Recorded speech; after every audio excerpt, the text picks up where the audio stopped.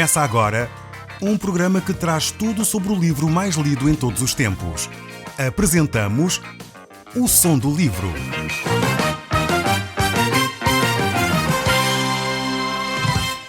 Seja muito bem-vindo. Neste podcast vai encontrar o livro mais conhecido e lido em todo o mundo. Vamos levá-lo numa viagem pela história da humanidade. Este é um audiolivro para si, para a sua família e sociedade em geral. Contextualização e comentários de Paulo Chaveiro. Eu sou Paulo Chaveiro e nós hoje vamos olhar para o livro de Daniel no Velho Testamento e estamos agora no capítulo 4. Este capítulo 4 trata acerca de um sonho que Nabucodonosor teve. Um sonho sobre uma grande árvore que foi cortada. Nós no último programa começámos a ver um pouco este sonho que afetou de tal modo Nabucodonosor que ele chamou todos os sábios da Babilónia para o poderem interpretar. E este sonho começou a perturbar Nabucodonosor. Ele começou a perturbá-lo porque ele reflete. Este sonho vai refletir sobre a vida deste homem. Vai manifestar no fundo o que vai acontecer na vida dele. Nabucodonosor tinha tido uma relação com Deus. Os primeiros 3 versos do capítulo 4 revelam o reconhecimento que ele faz acerca de Deus, mas depois ele começa a centrar a sua atenção em si mesmo. Começa a ter ele próprio muita atenção, orgulho e egoísmo no seu coração, e isso começa a afetá-lo. E realmente verificamos que as pessoas que são egocêntricas, pessoas que só olham para si, começam de facto a desenvolver muitas vezes psicoses terríveis. Começam a desenvolver mania da perseguição, começam a desenvolver ideias maníaco-depressivas. Muitas vezes porquê? Porque as pessoas só veem eles mesmos, acham que são o centro do universo.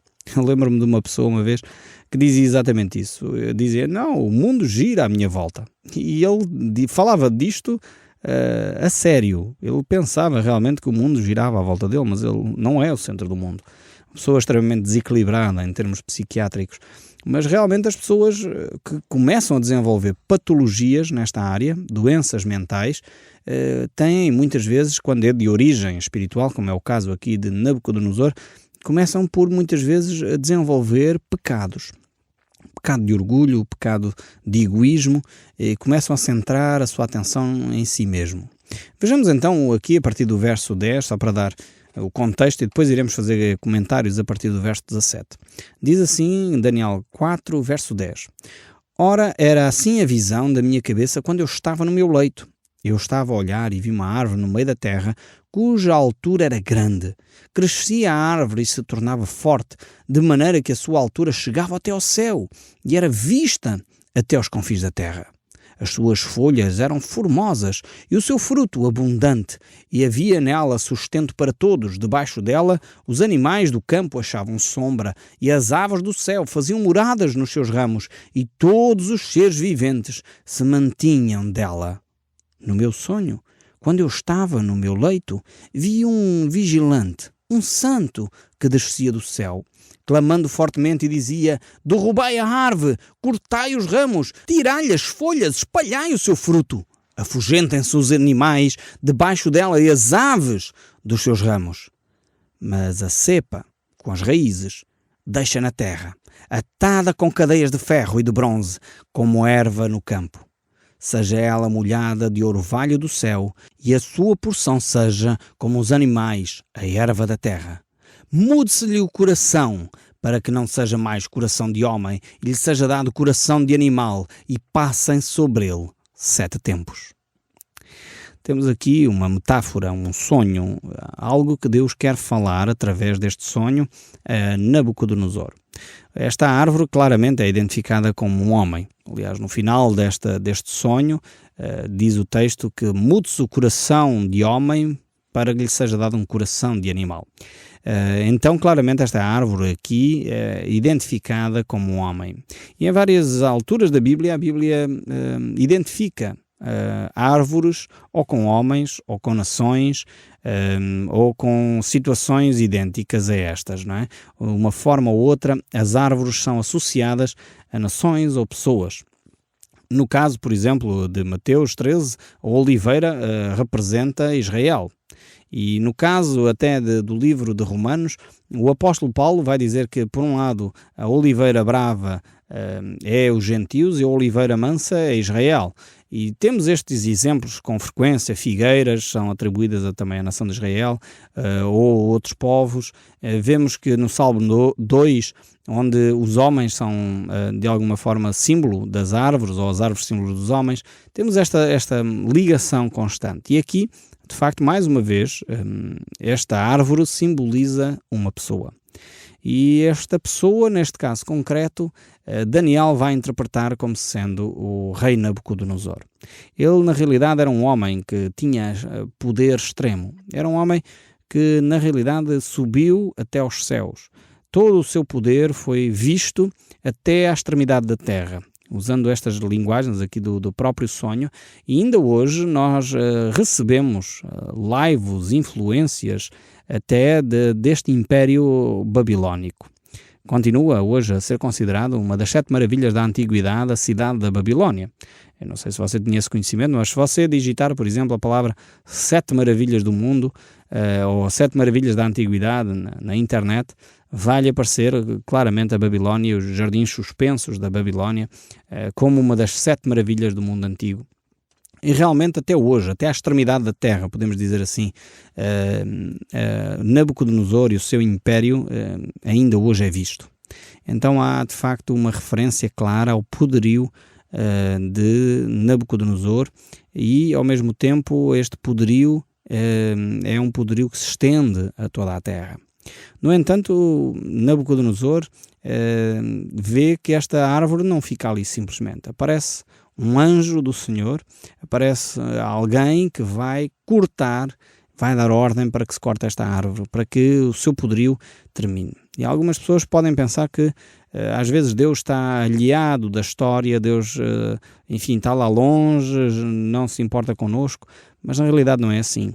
Deus é um Deus que está próximo, um Deus que se preocupa connosco, um Deus que habita no meio daqueles que têm o coração contrito e abatido, diz o livro de Isaías. E realmente precisamos de entender que o nosso Deus é um Deus próximo.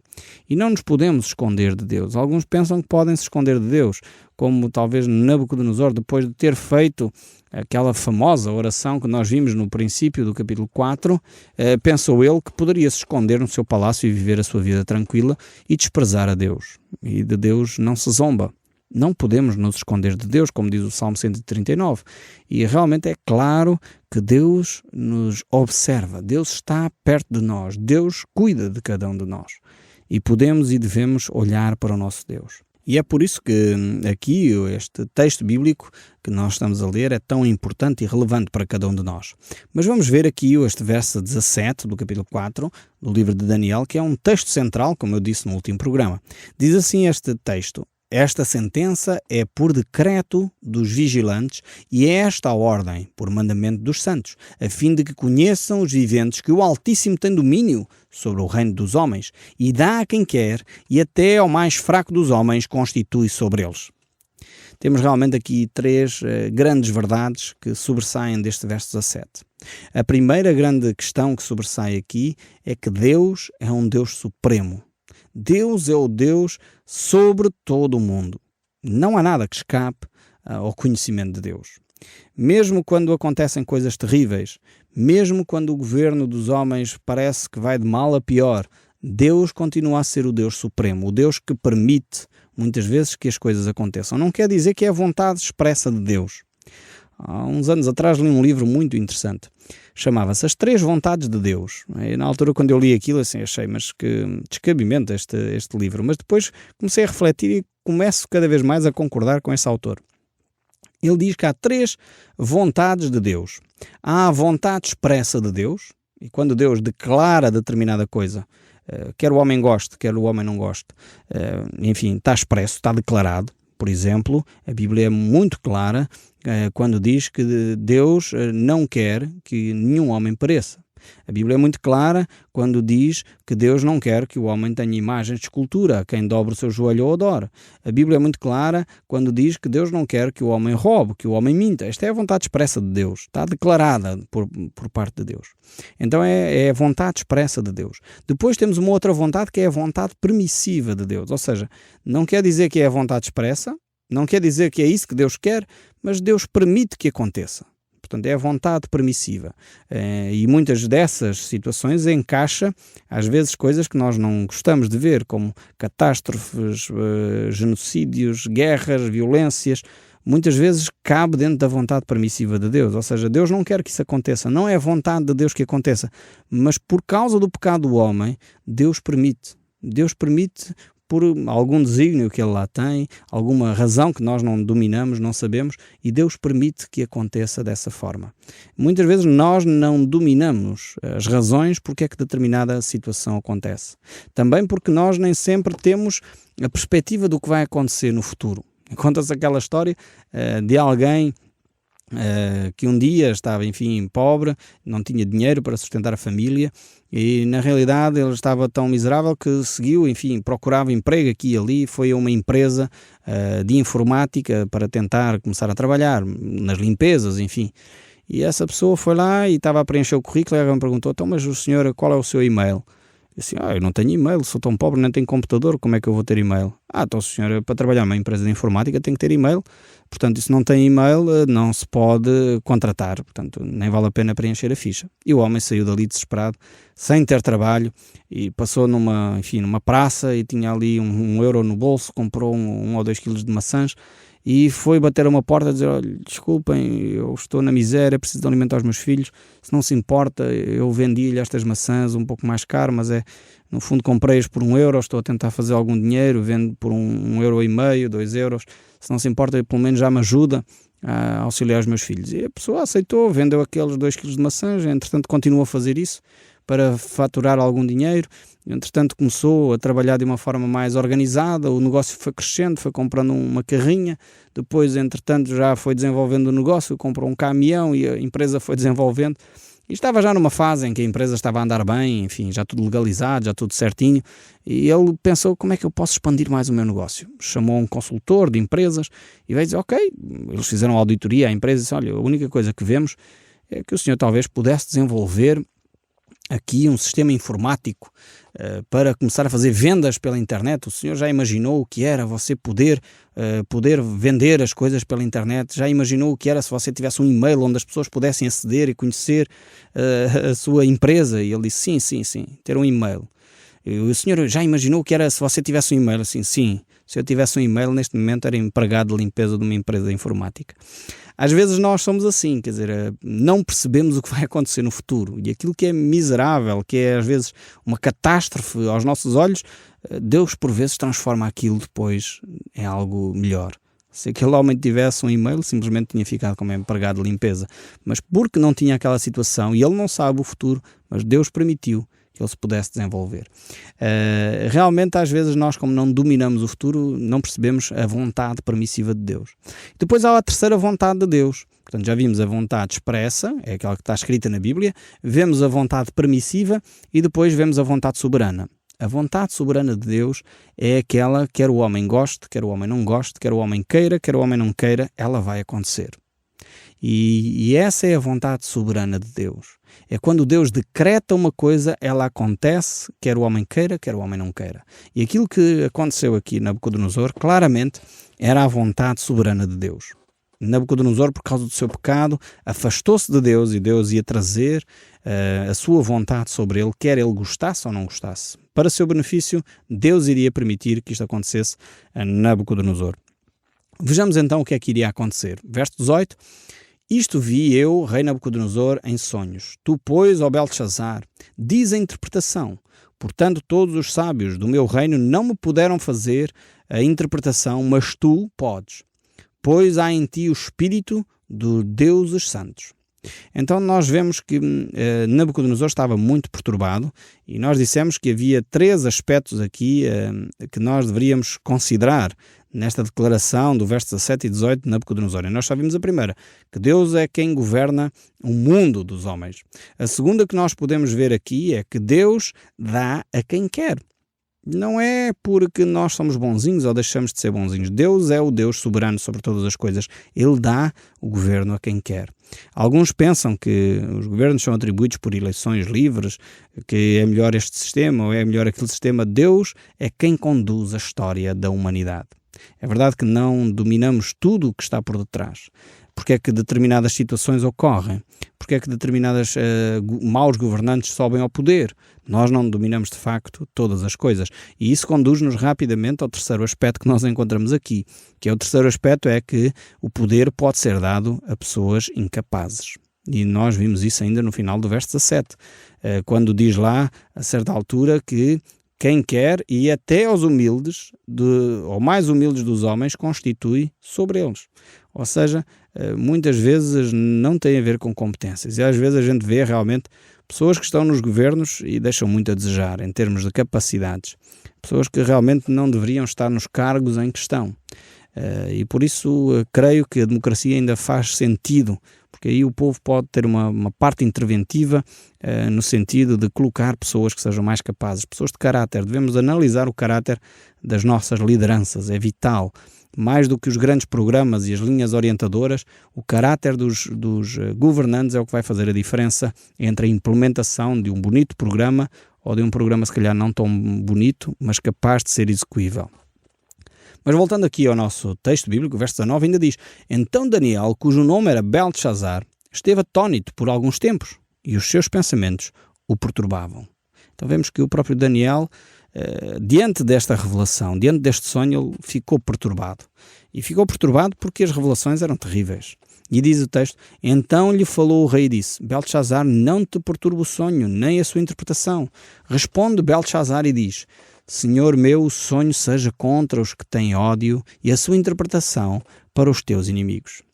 Realmente Daniel não queria acreditar no que estava a acontecer. Ele tinha visto provavelmente a mudança que ocorreu no coração de Nabucodonosor, na declaração que ele havia feito no capítulo 4, verso 1, 2 e 3, onde Nabucodonosor reconhecia o poder de Deus. Ele pensou, bem, este homem estava a começar a seguir a Deus. Não posso acreditar que ele agora vai se afastar de Deus desta maneira. Daniel começou a perceber aquele sonho, perceber as implicações daquele sonho. Por isso ele diz que isto fosse antes para os teus inimigos e não para ti. Mas o sonho, e quando Deus fala, tem que ser revelado. E ele diz, então, ele vai revelar aquilo que Deus lhe estava a mostrar. E diz, a árvore que vistes, que cresceu até, e se tornou forte, cuja altura chegou até ao céu, e que foi vista por toda a terra, cujas folhagens eram formosas e o seu fruto abundante, e que para todos havia sustento, debaixo da qual os animais do campo achavam sombra, e em cujos ramos as aves dos céus faziam moradas, és tu, ó Rei, que cresceste e vieste a ser forte. A tua grandeza cresceu e chegou até ao céu, e o teu domínio até à extremidade da terra. Esta é a parte boa da revelação, é que aquela árvore simbolizava Nabucodonosor, que se tornou um homem forte, um homem poderoso, um homem grande na terra. De facto, ainda hoje, a história secular, a história da humanidade, revela que este foi o primeiro grande império que a humanidade alguma vez presenciou. Só os outros grandes impérios foram todos eles, derivaram deste grande primeiro império que Nabucodonosor estabeleceu. Nada antes igual havia existido na humanidade. E, na realidade, Nabucodonosor se destacou dos reis de toda a sua geração. Ele tornou-se um gigante entre os melhores. E por isso mesmo aqui Daniel começa a interpretar este sonho, manifestando aquilo que na realidade Nabucodonosor era. Era um ícone, uma marca, era realmente uma referência para os reis e os imperadores daquela época. Não havia semelhante a ele na terra. Era um homem que, na realidade, tinha poder e domínio sobre milhões de pessoas naquela chamada região do Crescente Fértil. É toda aquela região que vai desde o Egito até ao atual Kuwait. Toda aquela grande região que apanha Iraque, Israel, Síria, toda aquela grande região que na realidade Nabucodonosor tinha domínio sobre ela. O Som do Livro, uma produção da Rádio Transmundial de Portugal.